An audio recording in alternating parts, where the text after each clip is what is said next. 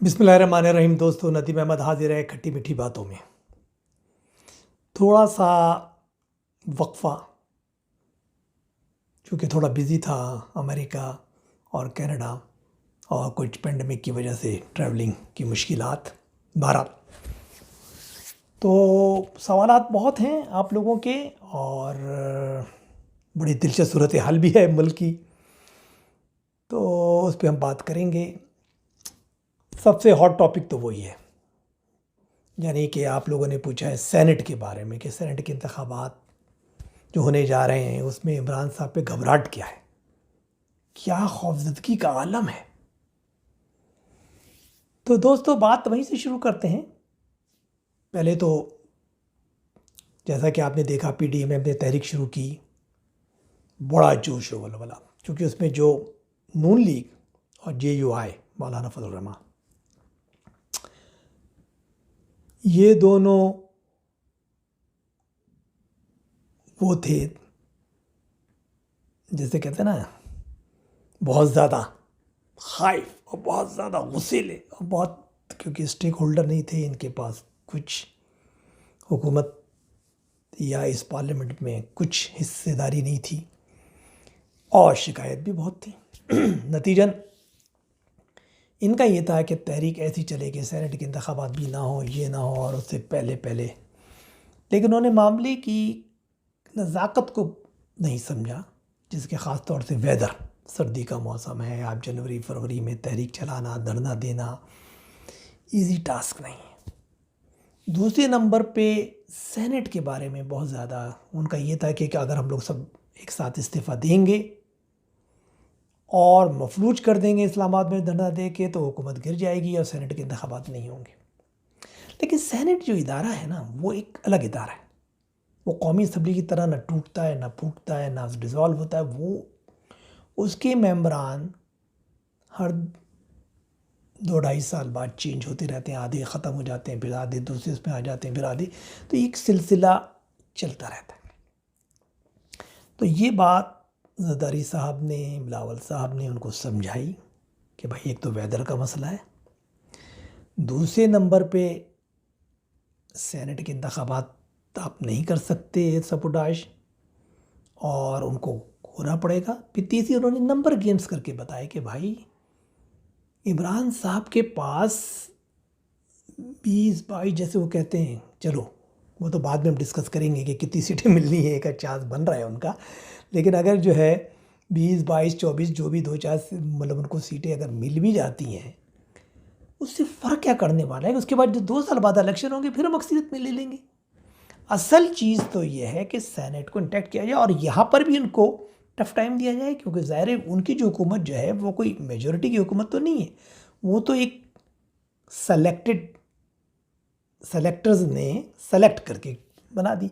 उसमें ज़ाहिर है कि कराची का मलगूबा बना के डाल दिया, फिर उधर से एमक्यूएम के लोग घुसा दिए, तो उधर से सराइकी बेल्ट के लोग घुसा दिए, तो उधर से इसको पकड़ के लिया आए, तो उधर से बाप को बलूचिस्तान का पकड़ के लिया आए बलूचिस्तान अवामी पार्टी, तो और मुख्तलिफ आज़ादों को शामिल करा दिया, और इधर उधर का करके शेख रशीद हैं, फलाएँ, तो ये तो मतलब कुछ सिंधी एलिमेंट जिसे हम कहते हैं, जो वहाँ पर है, लियाकत जतोई और जीडीए जो कहलाती है, तो पीर पगाड़ा वगैरह का ग्रुप, तो मतलब इनका एक मुरब्बा है, उस पे ये चल रही है गवर्नमेंट। तो मेरे भाई उसने कहा कि अगर हम उनको करें, तो आपको पता है कि सेनेट में तो वैसे भी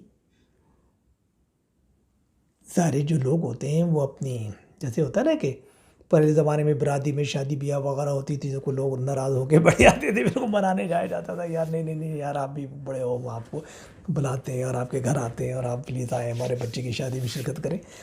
तो वो जो होता है ना अखड़पन ना गुस्सापन, तो वो वही तो मौका मिलता है बेचारे एमएनए एमपीएस को कि थोड़ा सा वो पार्टी बना, पार्टी तो उनको नेगलेक्ट करती है। इमरान साहब तो कभी लौट के कौमी असम्बली में ना आते ना जाते। उनके जो आज़म खान जो है प्रिंसिपल सेक्रेटरी, उनके तक बेचारे एमएनए एमपीएस नहीं पहुंच सकते, आम लोग, बाकी जो ख़ास होते हैं जो उनके कुर्ब, वो तो एक अलग कहानी है। इसी तरह दूसरी पार्टीज़ की भी बात है, नवाज शरीफ साहब कब आते थे और क्या देते, तो इसका कहने का मतलब मेरा ये नहीं है कि किसी पर्टिकुलर ज़ात को करूँ, कहने का मकसद ये है कि ये हमारे यहाँ जो एक कल्चर है वो यही है। तो जरदारी साहब ने कहा भाई मेरे इसके अंदर तो इनकी तो मुश्किल होगी, तो कोलिशन गवर्नमेंट है, इनको तो वैसी अक्सियत नहीं बनेगी, और इनके यहाँ पर तो आपको पता है कि सेनेट में होता है क्या, सेनेट में सबसे ज़्यादा गेम जो होता है वो तो वही होता है कि भाई जो बाहर के लोग आते हैं माल लेकर आते हैं, एटीएम मशीन्स। वाह, अब वाडा साहब आए, माल है, टिकट दे दिया। अरे भाई वाडा को टिकट क्यों दे रहे हो यार, वो कौन सी सलाहियत है इसके अंदर, माल है, माल एटीएम मशीन है, पूरी हमारी पार्टी को चलाती है, हमारी जेब गर्म करती है, हमारे घर का खर्चा चलाती है जनाब, हमारी बनी गाला का खर्चा उस पर चलता है, और वो नाहिल होने वाला है कौमी असम्बली से, तो जब नाहिल हो जाएगा तो हमारा बच्चा कहा जाएगा सोना मंडा शेर है, सोना मंडा शेर है। दो जी, सवाती साहब सेनेटर कैसे बने हुए, अमेरिका में बिजनेस हैं, बड़े बड़े बिलियनर हैं, वहाँ जाते हैं, पैसे देते हैं, पहले फजल रहमान को पैसे दे के उन्होंने 10-5 करोड़ वो वहाँ से क्या सब बन गए थे, इमरान साहब को पैसे दिए, उनसे टिकट लेके अब उनके बने हुए। इस तरह सुबह सरहद में अगर आप चले जाएँ, 2-3 ख़ानदान हैं, उनके आदमी 2-4 तो बनते ही बनते हैं। तो कहने का मतलब ये है कि मेरे भाई, जैसे मैं शुरू से कहता चला रहा हूँ, मेरे सारे पुराने प्रोग्राम को सुन के, जहाँ भी मैंने ये कहा है कि देखो ये नज़रियाती पार्टी नहीं है, इंतखाबी पार्टियाँ हैं, मफादात का खेल है।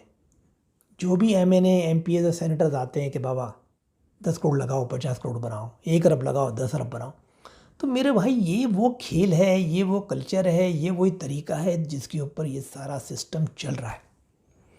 अब उसमें क्योंकि इमरान साहब को लगा के लो भाई अपना तो खेल ख़त्म हो गया, हालांकि तुम तो हुकूमत में हो। अगर बात ख़रीदारी की होती है कि साहब सेनेट में, तो तुम ज़्यादा खरीदो, पैसा तो तुम्हारे पास है, लेकिन तुम तो खुद पैसा कमा रहे हो कि बाबा उसको टिकट देंगे जो माल लाएगा, उसको टिकट देंगे जो माल लाएगा, जो माल दे रहा है उसको टिकट पट रहा है। अब अब्दुल कादिर को टिकट दे दिया अपने बलूचिस्तान से, बहुत बड़ा ठेकेदार ही वो, बाद में लोगों ने कहा यार ये दे दिया, अच्छा अच्छा अच्छा चलो उसको हटाओ हटाओ हटाओ, दूसरे को कर लेते। अबड़ो साहब को दे दिया जो सिंध से जो पैसों का बादशाह है, और ये जिसको दे दिया बाडा को पैसे का बादशाह है। अरे यार आप दे किसको रहे हो, आप तो उन्हीं लोगों को टिकट दे रहे हो मेरे भाई, मेरे शहजादे। तो सारा सभी लोग करते हैं, 2-4 नजरियाती 1-2 लोगों को जो होते हैं उनको दे देते हैं दिखाने के लिए, बाकी सब खेल जो है पैसा तो पहले तो पार्टी का सरबराह माल बनाता है, जब वो बनाता है तो वो ही कहता है एक MNA MP के यार इसने तो माल लेके 20-50 करोड़ लेके उसको टिकट दे दिया, हम लोग के पट्टे क्या, अभी पार्टी को टिकट थोड़ी देना, यही इसको देना, ये हमें भी दे। तो कोई गैर आदमी उनको टिकट पैसे नहीं देता, वही आदमी जिसको टिकट मिलता है, जो इमरान साहब की या जरदारी साहब की या नवाज साहब की जेबें गर्म करके टिकट हासिल करता है, फिर वो कहते बाबा इनको भी कुछ दो, तुम्हारे पैनल में इससे है ना ये 15 आदमी, इनको दोगे तो ये करेंगे 1-1 करोड़ 2-2 करोड़ बांटो यार इनको, तो ये उन्हीं को ही पैसे तो बांटते हैं मेरे भैया, कोई नजरियाती पार्टी थोड़ी है। तो इमरान साहब को अपनी शिकस्त नज़र आ रही है बहुत बुरी तरीके से, और ये वाकई बहुत ज़बरदस्त गेम हो, क्योंकि अगर ये जज्बातीपन में ये लोग ये काम करते तो ना तहरीक होती ना कुछ होता, क्योंकि सरद के अंदर कोई सर्दी में कोई आता नहीं, तहरीक फ्लॉप हो जाती, धरना फ्लॉप हो जाता। तो बहुत खूबसूरती से जरदारी साहब ने इनको समझाया, नवाज साहब को समझाया, सारे उनकी एक एक चीज़ बताई। उन्होंने कहा मेरे भाई इनको तो वैसे इनकी हालत ख़राब है, अब काफली इनसे कहेगी बाबा बार्गेन करेगी इमरान साहब को उसके पीछे चलना पड़ेगा, जैसे उन्होंने उसको स्पीकरशिप दी हुई है परवेज़ इलाही को, अब कामिल आगा साहब को टिकट दे रहे हैं। उसके बाद उन्होंने कहा फिर उनको अपने टेक्नोक्रेट्स को भी देना पड़ेगा, क्योंकि जो उनका सोना मंडा बैठा है वज़ीर ख़जाना हफीज़ शेख भाई, वो कहाँ जाएगा, वो निश्तर साहिबा जो बैठी हुई हैं वो कहाँ जाएंगी। अब उनको ज़ाहिर पार्टी वाले क्यों देंगे, कहेंगे यार ये तुम्हारे दोस्त है, बाप तुम उनको बांट रहे हो, हम पागल से पुत्र है, खोते तो खुर है। तो कहने का मकसद ये है मेरे भाई कि ये सब, तो उन्होंने कहा कि यार ये सब गेम है, तुम थोड़ी अक्ल से काम लो, तुम्हारे पास MNA MPs हैं और बराबर की टक्कर है, जो सीटें नवाज शरीफ को मिलेंगी, जो पीपल्स पार्टी को मिलेंगी, सिंध में तो उनकी 2/3 मेजॉरिटी है, सरहद में भी 1-2 सीटें, बलूचिस्तान में ज़्यादा UUI की वहाँ पर है, 2-4 मेंबर वहाँ पे पीपल्स पार्टी के हैं, 2-4 मेंबर नून लीग के हैं, कुछ आज़ाद हैं, कुछ जो हैं मैंगल ग्रुप के लोग हैं, ये तो कुछ हमारे मिल मिला के अच्छे खासे होंगे। अगर वो 20 जीतेंगे तो 15 हम भी जीतेंगे, और सेनेट के अंदर तो फिर है ही कोई मसला नहीं, सेनेट अगर बन भी जाए चेयरमैन 2 साल के लिए उनका तो ठीक है, और नहीं भी बना तो वहाँ पर भी तो खेल होगा। फिर सेनेटर्स भी जो आ रहे हैं वो क्या है, वो कहते हैं यार हम 80 करोड़ बांट के आए हैं, मैंने MP को दिया, पार्टी के सरबराह को भी दिया डाला, हम फिर क्या, वो अपना वोट भी बेचते फिर वहाँ पे। अब जैसे संजरानी के केस में आपने देखा कि हुआ क्या, पैसा बोलता है कि जनाब वो सब लोगों ने कि जब अपोजिशन अक्सरियत में थी, सब ने कहा कि जब उसके खिलाफ में बात पेश हुई, 70 लोग खड़े हो गए कि जी हम इसके साथ हैं अज़म एतमाद के। जब वोटिंग डालने गए, सब ने ले लिया रात को माल, और सब ने वो बदल गए। मालूम हुआ कि वो जो 70 में से 20 आदमी गायब हो गए पीछे से, 25 आदमी, और उन्होंने वहाँ सरजरानी को दे दिया। सरजरानी साहब दोबारा अज़म एतमाद में कामयाब हो गए। तो इस मुल्क के अंदर ये कहानी है। तो जब ये बात बताई गई तो फिर मरियम साहिबा को, नवाज़ साहब को, सबको समझ में आई कि यार गेम ये, इसमें एक तो सेनेट के अंदर भी हम अपना गेम कर लेंगे, उससे दूसरा ये होगा कि जब सेनेट के इंतखाबात होंगे तो इमरान के अंदर भी थरथरी आ जाएगी कि वो किस किस को बनाए, परवेज़ इलाही को बनाए, MKM को बनाए, हैं उधर से वो जो नाराज़ बैठा है सोना मुंडा कौन, जहांगीर तरीन, उसको बनाए, तो फला को बनाए, तो इसको बनाए, तो बेंगल को बनाए, तो किस किस को बनाएगा वो मेरे भाई। तो उसने कहा कि उसी चक्कर में तो पार्टियाँ गोल हो जाएगा। तो ये वो कहानी थी जो इनकी समझ में आ गई, और इन्होंने बहुत अच्छी सियासी चाल चली है, जिसको मैं सलाम करता हूँ कि इससे अच्छी सियासी चाल नहीं हो सकती। और नतीजा उसका वाकई हुआ कभी इमरान साहब उनकी तो घबराहट की आलम है। अब उन्होंने नया गेम खेला। उन्होंने कहा यार मेरे तो ये इतने बंदे, इनको कितने किस किस को कहूँगा, ये सब मुझसे करेंगे और बाद में किसी और को वोट देते हैं तो क्या होगा। तो उन्होंने कहा कि यार ऐसा करो कि किसी तरीके से जुगाड़ कर करा के सालों का ऐसा कर दो कि ओपन बैलेट। ओ मेरे भाई, ओपन बैलेट क्या पागलपन वाली बात है। और वो मीडिया में एक तो ये ना, वो गोयबल का जो कानून है कि झूठ को इतना बोलो, ऐसा बोलो, बोलते ही चले जाओ कि साला लोग सही समझें। अब लोग सर यार ये तो कितनी इंसाफ की बात, बड़ा पैसा चलता है साहब। मेरे भाई, MNA के आप टिकट देते हैं, आप पैसा लेते हैं, MPS के टिकट देते हैं, आप पैसा लेते हैं, फिर पार्टियाँ सब माल कमाती हैं। सेनेटर का टिकट लेते हैं, आप पैसा लेते हैं। आप माल ले रहे हैं जो सरबराह है, चाहे वो इमरान खान हो, जरदारी हो, बल्ला हो, नवाज हो, सब माल ले रहे हैं। नूरान वो जो है फजलुर रहमान साहब हो, और वो उन्हीं को MNA MP और सेनेटर का टिकट बांट रहे हैं। 2-4 कारकुनों को मिलता है बेचारे। तो मेरे भाई ये तो पूरा कल्चर का मसला है ना, नंबर 1। नंबर 2, फिर आप खुफिया देखिए, जो भी मैं वोट डालने जाता हूँ तो मेरा वोट खुफिया होता है। मुझे कहा था किसी को नहीं बताना किस पार्टी को दे रहे हैं, छुपा के रखना, ये करना वो करना। हमेशा दुनिया में कहा जाता है कि वोट आपकी अमानत है, खुफिया है, आप किसको भी दें, आपका राइट है। अब यहाँ पे कौमी असम्बली के इनके जो अरकान हैं, जिनको वोट कास्ट करना है, जिनको वोट देना है, जाहिर सी बात है कि वो ज़रूरी थोड़ी कि अपनी पार्टी को दें। अगर एक आदमी नाराज़ है, जैसे आमिर लियाकत साहब ने कहा कि मैं क्यों दूँ ऑफिशियल को, I don't know who is that guys. Party में ग्रुपिंग भी होती है, नाराज़गी भी होती है, पार्टी के लोग देना नहीं चाहते, फिर उसमें आज़ाद भी खड़े होते हैं। अगर बहुत से लोग आज़ाद खड़े हो गए तो क्या मतलब, पार्टी की सीटें हैं तो वही आपस में बढ़िया, तो आज़ाद कहाँ जीतेगा भाई सेनेट के अंदर। आज़ाद का भी राइट है, ऐसे में आज़ाद भी अपना इलेक्शन लड़ सकते हैं, तो बहुत से लोग उनको भी दे सकते हैं। तो ये तो उनकी आज़ादी होनी चाहिए ना। हर MNA MP की आज़ादी है, अपनी पार्टी को दे, इस खलीफ को दे, बे को दे। हाँ, अगर वो पैसे ले रहा है, बेच रहा है, आपके प्रूफ है तो आपके पास इदारे हैं, आप उसके खिलाफ बिल में जाएं। जैसे आज बड़ी दिलचस्प बात की, हमारे अटॉर्नी जनरल भी बड़ी दिलचस्प आदमी है। उनकी बातें अगर आप आर्गूमेंट सुनेंगे तो मुझे हैरत है कि हमारी मौजूद अदलिया उसको सुन भी रही है और उनको कुछ सजिश भी नहीं कर रही। जैसे वो कहने लगे वो इस्लामाबाद में बस वो तो अब पहुंच रहे हैं, बस सूट केस पहुंच चुके हैं उनके, और दुबई में पैसा जाएगा, और वो पहुंच चुके हैं, खेपिए पहुंच चुके हैं, पता नहीं माल देने वाले। यार मेरे जैसा हो तो मैं जज के अगर मैं बैठा होता है तो जज, तो मैं तो कहता कि भाई मेरे का तो इतना प्रूफ है, तो हुकूमत तुम्हारी है, IB तुम्हारी है, ISI तुम्हारी है, FIA तुम्हारी है, तो मेरे भाई जाओ पकड़ो उनको, कौन आदमी है, कौन पैसे ला रहा है, कौन बांट रहा है, क्या है, कर उनके प्रूफ लेकर आओ। तो इमरान साहब ने अपने परेशानी के आलम में ये गेम खेला, और जिस तरीके से झूठ बोल के खेला कि लोग ये समझे कि यार ये तो बड़ा कोई साफ़ सुथरा काम करने जा रहा है, बड़ा नेक पवित्र आदमी है। हालांकि उनका सिर्फ अपना मफाद है कि उनको ये पता है कि लो जी मेरी तो अक्सियत गई, अब मुझे तो कुछ नहीं मिलने, क्योंकि ज़ाहिर है कि MNA MKM अपना कुछ और को वोट दे सकते हैं, आज़ाद लोग कहीं और वोट दे सकते हैं जिनको तोड़ के आपने बनाया हुआ है। काफ लीग के अंदर अपनी बड़ी सियासत है, वो कोई वहाँ पे भी कुछ खेल हो सकता है। सराय की बेल्ट के अंदर बहुत सारा खेल हो सकता है। जहांगीर तरीन का बहुत बड़ा 20-25 आदमी का ग्रुप बैठा हुआ है, उसका अपना खेल हो सकता है।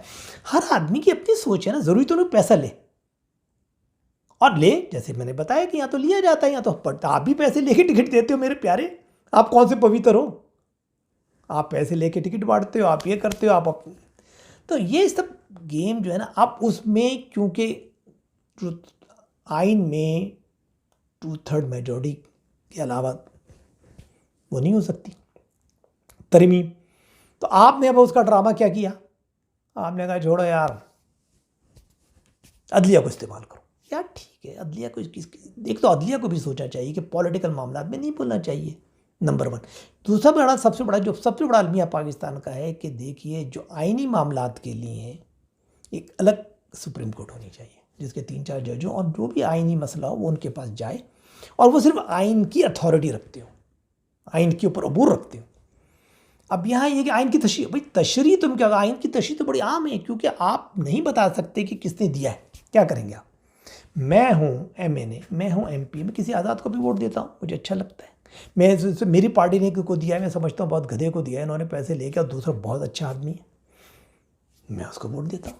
मैं दोस्ती में वोट देता हूँ, मैं रिश्तेदारी में वोट देता हूँ, मैं अपने नज़रियात की बुनियाद पे वोट देता हूँ, तो ये तो मेरा राइट है ना। अब मैं उसको बताओ ताकि पार्टी मेरे खिलाफ एक्शन ले, इट्स वेरी बैड।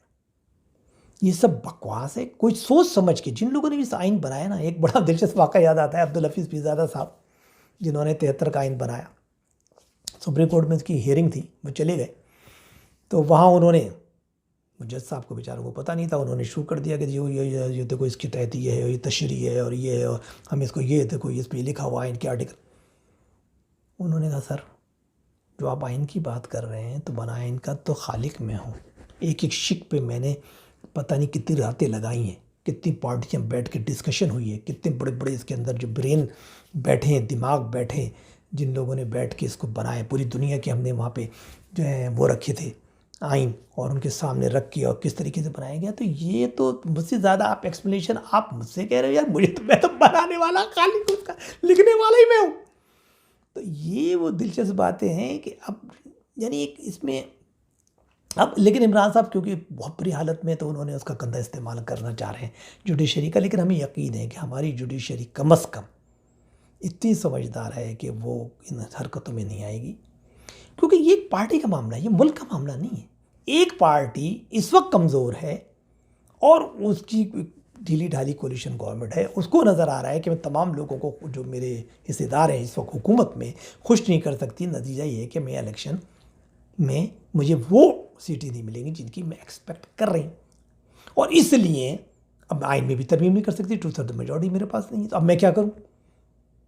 तो उसके लिए उन्होंने अदलिया को इस्तेमाल किया। अब अदलिया को ये सोचना चाहिए, और मेरा ख्याल है वो सोचेंगे, बहुत समझदार लोग हैं, गुलजार साहब बैठे हुए हैं, बंदियाल साहब बैठे हुए हैं, एजाजुल हसन साहब हैं, याहिया साहब हैं, तो बड़े समझदार लोग हैं। और मेरा ख्याल है कि उनको भले उनके नज़रात ख्यालात कुछ भी हों, लेकिन उनको ये सोचना चाहिए कि इसमें सिर्फ हुकूमत से मुराद PTI, तो PTI फ़रीक नहीं है।